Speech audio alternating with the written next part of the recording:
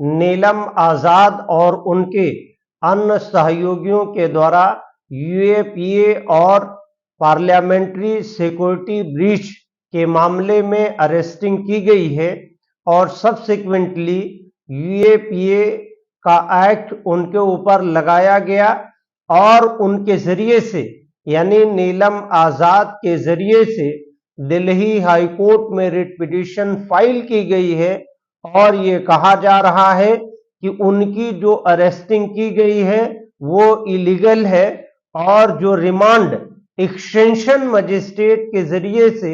5 जनवरी 2024 तक के लिए किया गया है वो इलीगल है और हाइबियस कार्पस की पिटीशन इस बात की भी मूव की गई है यानी फाइल की गई है और कहा गया है कि चूंकि नीलम आजाद को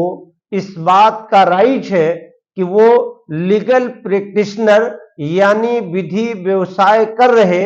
किसी भी अधिवक्ता से मिलने का उसका अधिकार है और अपने केस को पुटअप करने और अपने केस को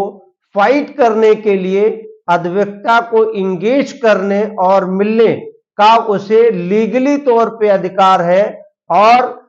आईपीसी सीआरपीसी यानी सीआरपीसी के प्रोविजन में फ्री लीगल एड भी 304 सीआरपीसी में ऑलरेडी प्रोवाइड है और ऐसी स्थिति में पुलिस के जरिए से नीलम आजाद को पार्लियामेंट्री सिक्योरिटी ब्रीच के मामले में जो 13 दिसंबर 2023 को हुआ है उसके मामले में अरेस्टिंग करने के बाद नीलम आजाद को ना तो किसी काउंसिल को से मिलने दिया जा रहा है और ना ही उसके जरिए कोई केस पुटअप करने दिया जा रहा है और ना ही यूएपीए की एफआईआर को अभी तक नीलम आजाद को सर्कुलेट किया गया यानी दिया गया है। इस हिसाब से अगर नीलम आजाद की हाइबियस कार्पस और पिटीशन को देखा जाए तो मुख्यतः नीलम आजाद के काउंसिल के जरिए से ये प्ली ली गई है कि नीलम आजाद की जो गिरफ्तारी है वो इलीगल है और हाइबियस कार्पस के तहत कोर्ट में तलब करके और उसको फ्री किया जाए यानी जो भी कार्रवाई है उसे इलीगल डिक्लेयर किया जाए इस तरह की प्रेयर की गई है। और दूसरी जो मजिस्ट्रेट के जरिए से रिमांड किया गया है और 5 जनवरी 2024 तक जो रिमांड एक्सटेंशन किया है उसकी इलीगलिटी को और लीगलिटी को भी कोर्ट में रखा है। हालांकि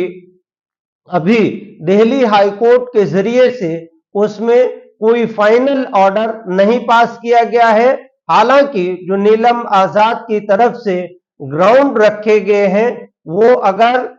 परमा फिसाई देखा जाए तो वो मजबूत आधारों पे है और पुलिस को ये बिल्कुल राइट नहीं है कि वो किसी भी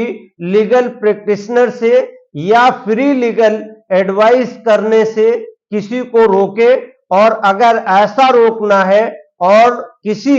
लीगल प्रैक्टिशनर को कोर्ट में केस कंडक्ट करने की अनुमति न देने की अगर नीलम आजाद की तरफ से की जा रही है और ये उपलब्ध नहीं कराई जाती है। हालांकि सीआरपीसी के प्रोविजन में 304 में ये लिखा है कि स्टेट भी फ्री लीगल एड प्रोवाइड कराएगी तो ऐसी परिस्थिति में अगर लीगल एड नहीं प्रोवाइड किया जा रहा है या लीगल प्रैक्टिशनर से मिलने की अनुमति नहीं दी जा रही है तो ये एक मजबूत आधार है जिसके आधार या पॉइंट्स पे उनको हाइबियस कॉर्पस में रिलीफ मिल सकती है और एक्सटेंशन रिमांड ऑर्डर भी इस आधार पे नीलम आजाद की रिक्वेस्ट पे दिल्ली हाई कोर्ट कैंसिल कर सकती है।